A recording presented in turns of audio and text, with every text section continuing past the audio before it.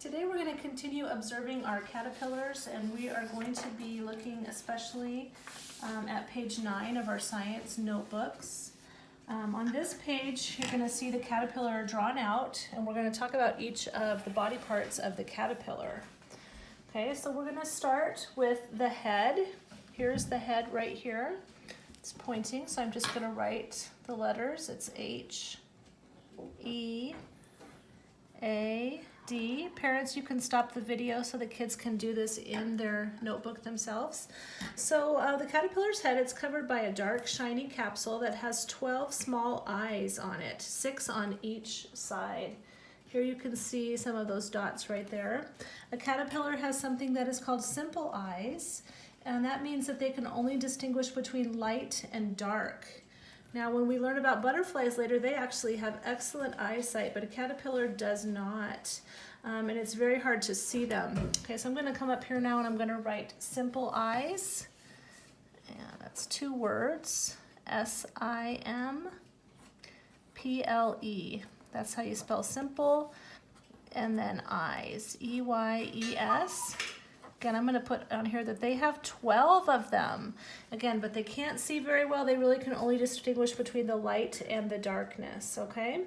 As we look more at their head, they do have a mouth that, it's not shown here, but their mouth is interesting. It does not go up and down like ours does, how it goes back and forth when they are chewing.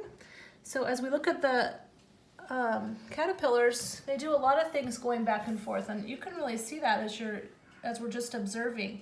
So they chew back and forth, and then they also spin silk by moving their head back and forth, and we're going to talk more about that at another time. But right here under their mouth is the spinneret located behind the mouth, and that's what they use to spin that silk. Okay, so I'm gonna start that here. It's an S P-I-N-N-E-R-E-T,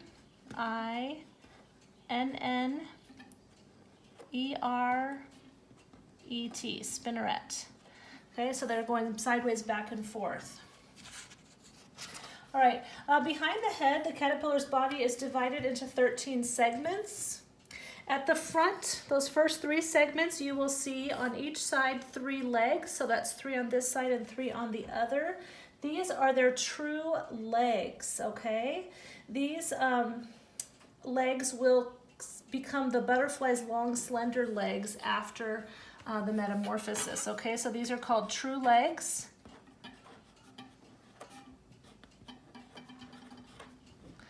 As we look down the caterpillar, you will also see these.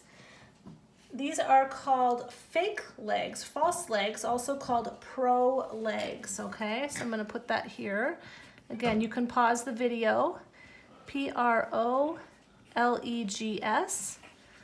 Those pro legs are kind of act as suction cups when the caterpillar is crawling on the smooth surface. That's why they can walk up the walls and along the top.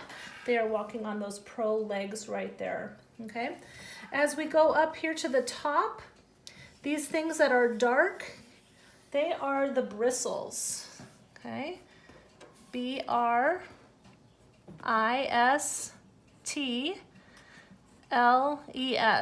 okay? Often when you just look at the caterpillar, you think that those bristles are lots of legs. They are not, because they really have 6 legs, true legs, and then these pro legs here. The bristles reflect the light, so it makes it hard for birds to see that, because the birds would want to eat the caterpillars. They also make it more difficult for the bird, if the bird did see it, to swallow the caterpillar, okay? So the last thing here that we see are these circles that are located along the side. These things are what they breathe out of, okay? They don't have a nose like we do. They've got these holes, and these are called spiracles. And it's an S-P-I-R-A-C-L-E-S.